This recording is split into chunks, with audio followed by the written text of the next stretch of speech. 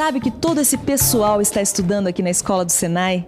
Eles estão aprendendo a trabalhar com a representação das engrenagens em desenho técnico. E se eu fosse você, eu prestava bastante atenção nessa teleaula que está começando, enquanto eles prestam atenção nesta aula deles. Sabe por quê? Porque quem não conhecer a representação das engrenagens não vai poder engrenar em desenho técnico nenhum.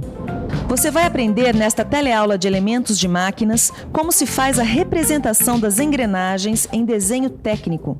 Você vai conferir como é feita a representação dos dentes, o desenho de pares de engrenagens e ainda vai ficar por dentro das características das engrenagens. E aí, pronto para mergulhar no desenho das engrenagens? Opa, acho que estou atrapalhando. Melhor eu ir indo para começar a aula.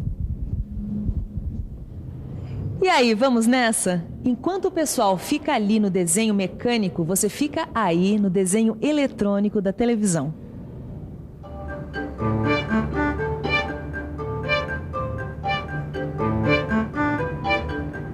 E aí, Tito? Tudo bem? Ô, Silva, Tudo em cima? Ainda bem que você chegou. Não tá nada bem não, viu? Você quer algum problema? Ah, eu não tô me entendendo muito bem com esse desenho aqui, ó. Ah, representação das engrenagens em desenho técnico. É isso mesmo, você entende desse assunto? Eu acho que um pouquinho, sim. O que você quer saber? Quer começar do começo? Vamos do início? Então vamos lá. A representação das engrenagens, Titão, obedece a uma convenção. Como regra básica, as engrenagens são representadas como peças sem os dentes. A engrenagem aparece sem os dentes? Mas como assim? Eu vou te explicar. No desenho, ou melhor dizendo, na representação da engrenagem, a gente não vê os dentes. A única coisa que a gente vê, quer dizer, o único elemento da engrenagem que aparece na representação nesses desenhos é o diâmetro primitivo. Tá vendo? Ele é indicado por meio dessa linha estreita feita de traços e pontos. Compreende? Eu compreendo, Silva, mas por que os dentes não aparecem ali? Porque na fabricação das engrenagens, Titão, o perfil dos dentes é padronizado, não muda nunca. A fresa usina os dentes da engrenagem e pronto. Fresa. Você se lembra disso? Claro que eles se lembram. Fresa é uma ferramenta que todo mundo conhece. Agora, a escolha da fresa é que são elas. Mas por quê? Qual que é o problema? A escolha da fresa depende da altura da cabeça e do número dos dentes da engrenagem que se quer executar. Por isso a gente não representa o perfil dos dentes, compreendeu? É, mais ou menos. Não, mas como mais ou menos, Titão? Os dentes, o perfil dos dentes é padronizado e acabou. Mas é sempre o mesmo? Sempre igual? Não tem nenhuma exceção? Bom, na verdade tem uma exceção, sim. Ah! Vocês estão vendo por que é que eu digo sempre que esse rapaz só me dá alegrias? Porque com ele não é decoreba, não. Ele raciocina, ele pensa nas coisas. Ele pensou até na representação dos dentes. Quando excepcionalmente a gente precisar fazer a representação dos dentes da engrenagem, eles devem ser desenhados desse jeito. 1 ou 2 dentes, desenhados com linha contínua larga. E tem outra coisa, Titão. Nas representações em corte, os dentes que passam por ali, no sentido longitudinal, devem ser desenhados. Quer dizer que a representação dos dentes, embora excepcional, é muito importante no desenho técnico das engrenagens? É, sim, e eu vou te dar um outro exemplo disso. Dê uma olhada nessas vistas de cada uma dessas engrenagens. Repare que na vista frontal e na vista lateral, na parte que não mostra o corte, a raiz do dente não aparece, isso é, não é representada. Agora, na parte em corte da vista lateral, a raiz do dente aparece, representada pela linha contínua larga. Mas, Silva, se a gente precisar representar a raiz do dente da engrenagem numa vista sem corte? Bom, nesse caso a gente usa a linha contínua estreita. Olha aqui, a gente indica a raiz aqui em linha contínua estreita, tá vendo? Tudo bem, mas eu tô em dúvida mesmo nessas 3 linhas aqui, ó. Quando essas 3 linhas estreitas aparecerem na vista lateral da engrenagem, é para indicar a direção da inclinação dos dentes helicoidais. Olha aqui, repara só. É verdade. Agora, e essa aqui, ó? Nessa engrenagem cilíndrica, a inclinação helicoidal é à direita. Nessa outra, a engrenagem cilíndrica, a helicoidal, é à esquerda. E nessa engrenagem helicoidal côncava é em espiral. Pô, demais, hein, Silva? Mas você ainda não viu nada, Tito. Agora vai pintar outra representação. E aí você vai ver como é que fica o desenho de pares de engrenagens. Confira. Que vale a pena. Você está vendo o desenho de um par de engrenagens. a engrenagem helicoidal côncava e a rosca sem fim. Repare que todas as linhas convencionadas estão aí, direitinho representadas. Isso porque as mesmas regras de representação que você viu até aqui valem também para os pares de engrenagens, assim como valem também para as representações em desenhos de conjunto. Confira agora como fica a representação do engrenamento de duas engrenagens cilíndricas. Veja, no engrenamento de duas engrenagens cilíndricas de dentes helicoidais, o sentido do dente de uma deve ser à direita, enquanto da outra deve ser à esquerda. Agora acontece o seguinte, esses engrenamentos que você viu aí acontecem no mesmo plano. Portanto, nenhuma engrenagem está escondendo a outra. Agora, se de fato uma das engrenagens ficar em frente à outra, encobrindo parte dessa outra, e aí? Como é que fica a representação? Veja um exemplo com essas duas engrenagens cônicas. Elas estão nessa situação. Uma encobre a outra.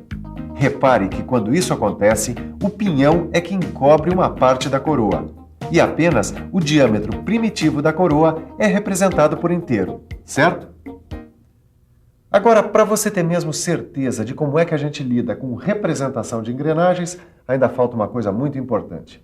Conhecer as características das engrenagens. E nós vamos começar o estudo dessas características por aqui, pelos dentes. Veja esse desenho e confira o significado das letras sobre as linhas de coroa. A letra E, que você encontra aí, se refere à espessura. A espessura é a medida do arco limitada pelo dente sobre a circunferência primitiva.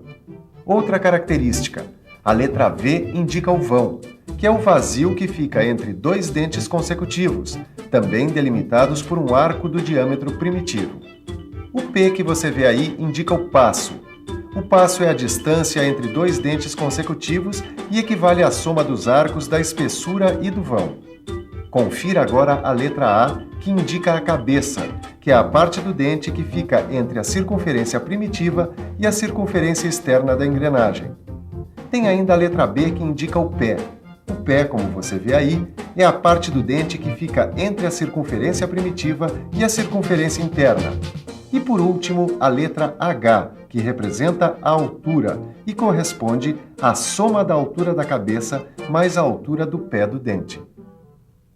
Bom, como você sabe, os desenhos das engrenagens são feitos a partir das suas representações convencionais. Com as características das engrenagens, acontece a mesma coisa. Elas também são indicadas sobre suas representações convencionais. Deixa eu te mostrar como é isso num desenho. Esse que você vê aí é um desenho com as características da engrenagem cilíndrica com dentes retos. Confira as características. O DE indica o diâmetro externo. O DP indica o diâmetro primitivo. O DI indica o diâmetro interno. O M indica o módulo. O Z indica o número de dentes. E o L indica a largura do dente. O módulo que você viu aí corresponde à altura da cabeça do dente. Ele serve de base para a gente calcular as demais dimensões dos dentes. Com base no módulo e no número de dentes é que o fresador escolhe a ferramenta para usinar os dentes das engrenagens. Veja agora alguns perfis de dentes do sistema módulo. Agora, para avançar o seu conhecimento, confira as características da engrenagem cilíndrica com dentes helicoidais. Na engrenagem cilíndrica com dentes helicoidais, a única característica nova que aparece indicada no desenho é alfa, que é o ângulo de inclinação da hélice. Tá vendo? No caso da engrenagem cônica com dentes retos, além das características que você já conhece, outras ainda vão aparecer. Essas características novas, próprias da engrenagem cônica, são as seguintes. AE, que é o ângulo externo. AP, o ângulo primitivo. AI, o ângulo interno. AC, o ângulo do cone complementar. E L, a largura do dente. E agora, para fechar a nossa teleaula, você vai conferir as características da engrenagem helicoidal para a rosca sem fim, que também tem algumas novidades. As novidades são as seguintes. DM, que é o diâmetro máximo da engrenagem, ACH, que é o ângulo de chanfro, e RC, que é o raio da superfície côncava. Bem, agora você já tem as informações necessárias para lidar com a representação de engrenagens em desenho técnico e pode se dar bem tanto na hora de desenhar uma peça quanto na hora de consultar um manual. Desde que você estude sua aula no livro, essas representações não vão ser mais problema. Na verdade eu vou ter que estudar pra valer, fazer bastante exercício pra pegar o jeitão das coisas. Pois é, meu amigo, agora é rachar no seu livro e fazer todos os exercícios. Que não são poucos. Mas esse é o único jeito de pegar as características pra valer, não é mesmo? E depois da revisão, é rachar o cano, hein? E atenção, se liga aí que é hora da revisão. Na teleaula de hoje, você estudou a representação das engrenagens. Você viu como é a representação dos dentes, das partes, o desenho de pares de engrenagens e as características de vários tipos de engrenagens.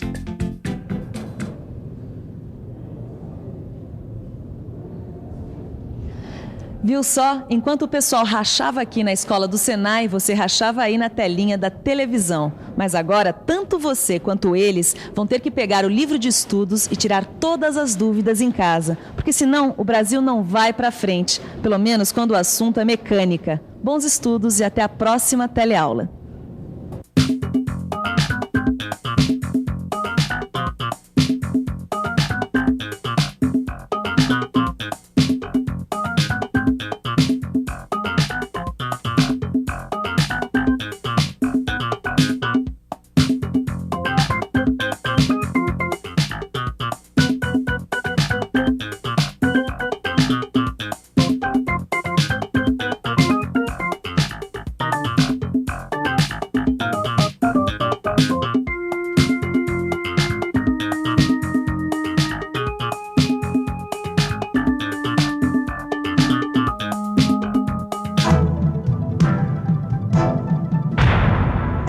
Telecurso 2000, um programa de educação do Sistema Fiesp e da Fundação Roberto Marinho.